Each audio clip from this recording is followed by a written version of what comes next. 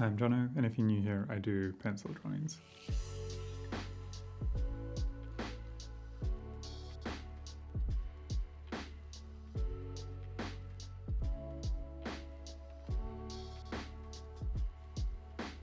Even though I've been drawing for over 10 years, I still find myself trying to draw textures I've never drawn before. I find that even when approaching some of the more complicated textures that I've figured out in the past, I almost have to relearn them when I come across them again. I was reminded of this with my most recent two drawings, August and Harm. A few of you asked for help with how to draw a smoke texture, but rather than sharing how to approach an individual texture, I thought I'd share a more holistic approach to problem-solving textures in general. Also, a huge thank you to Squarespace for sponsoring this video. The biggest hurdle when it comes to drawing textures, in my experience, is actually confidence, particularly with trying to draw a new texture that you've never drawn before. I find that not knowing how to do something, which is often the case in my experience here, it leads to procrastination and avoidance, and that can be such a time drain. It takes quite a lot for me to sit down and actually start drawing. Over the years, I've built up a bit of a library of textures in my head, which really aid me in problem-solving new textures that I come across. But generally, there's an approach that I take to trying to tease out new textures. The first one is to jump straight into it. As soon as you know that you're procrastinating or intimidated by a new texture that might be difficult to draw, just try to identify that and push that fear aside and just jump straight into it and start making rough marks that as closely as possible align with your reference, knowing that they won't be perfect. Starting out this way, I'm actually looking for opportunities to make mistakes. The sooner I can discover how not to do something while still actually trying to do it, the sooner I can start to make real progress in finding a pattern in the texture. Because if you break it down, that's essentially what a texture is. Once you've identified the pattern, you're already halfway there.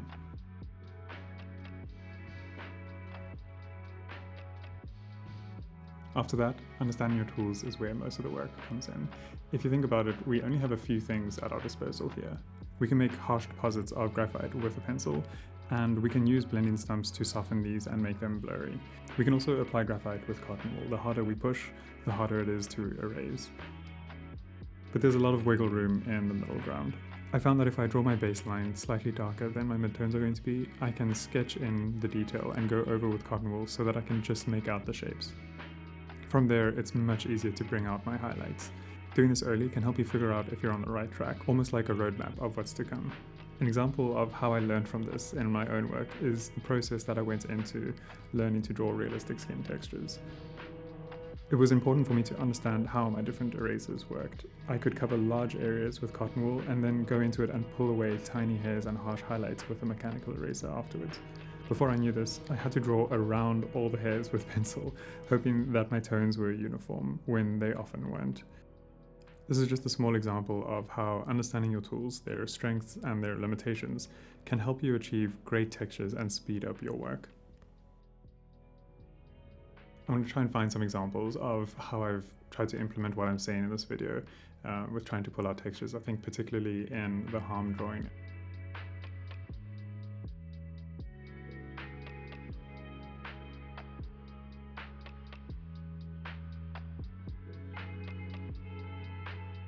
The thing that determines my approach to getting a texture is the limitations of the tool that I'm working with.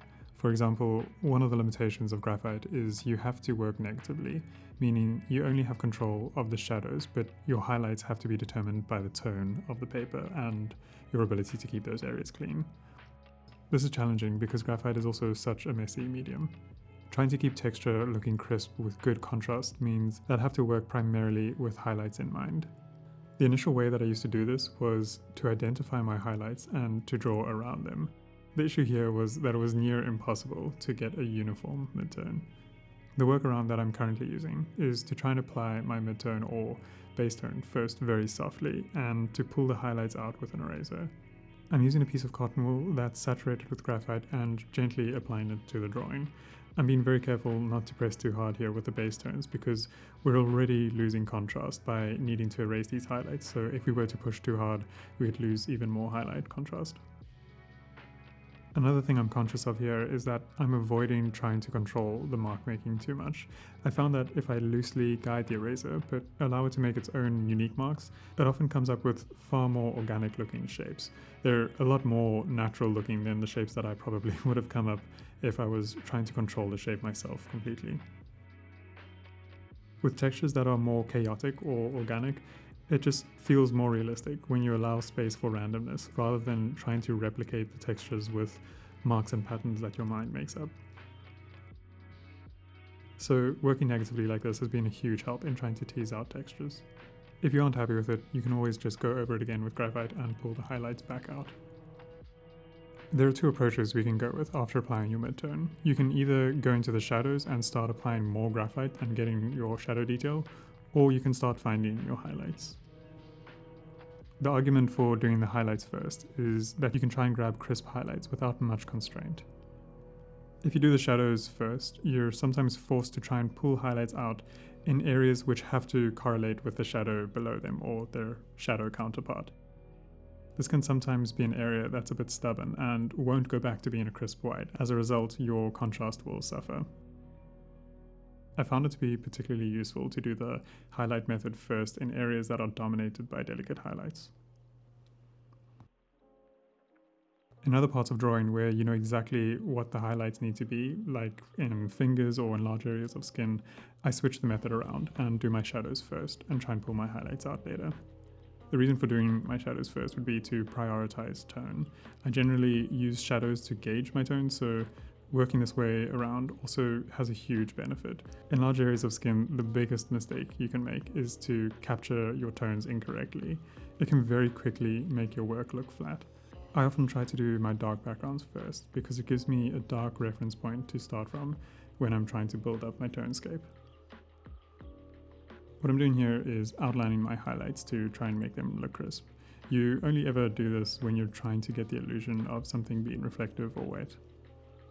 It's just one of those things I think that you pick up with a bit of experience, and it's a neat trick to know the difference between a reflective highlight or an ambient highlight.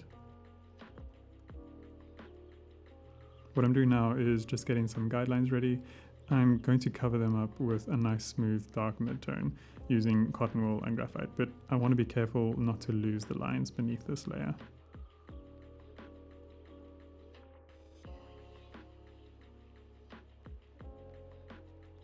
I'm just using my stencil here to protect some of the area around it.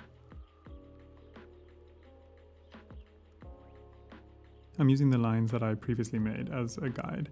I'm letting my eraser do a lot of the work here. I'm just giving it a basic guide, but then the patterns it's coming up with are just random marks I'm allowing it to make. I'm hoping that they look a little bit better than something I would have come up with and that they're interesting enough for me to use. Now I'm just using my mechanical eraser to get those really nice, harsh, stark highlights.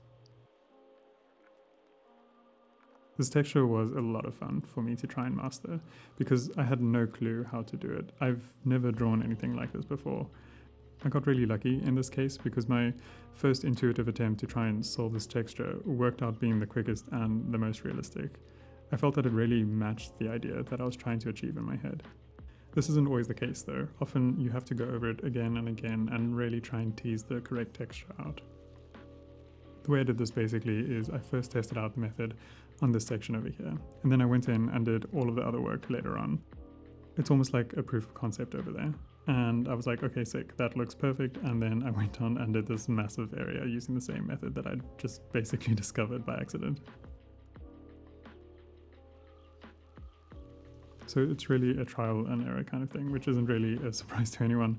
But yeah, often it can be a hugely limiting thing to not know how to do something before you try and start doing it. But yeah, that's kind of the whole point here. There's a huge reward waiting for you just after attempting something.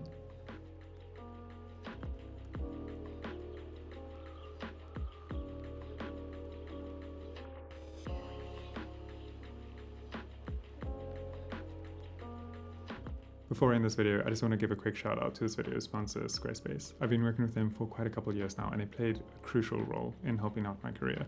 Not only in sponsoring these videos and helping me maintain this channel, but more importantly, early on in my career, it was the easiest way for me to create an online portfolio and to create a platform to make it easy for clients to get in touch with me. I never had to patch or upgrade anything. I could register a domain with them and set up an online store, and most importantly, I could design a portfolio and show my work the way that I wanted to. Also, every time I got stuck, their amazing support team helped me out instantly. So if you're looking at building a website, give Squarespace a try. And if you decide that you love them, use this offer code and get 10% off your first purchase.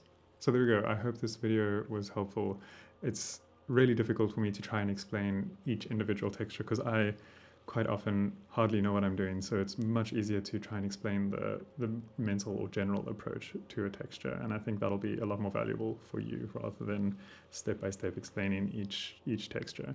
Let me know if you found this helpful, and if you have any tips for me, let me know in the comments. I really enjoy reading them.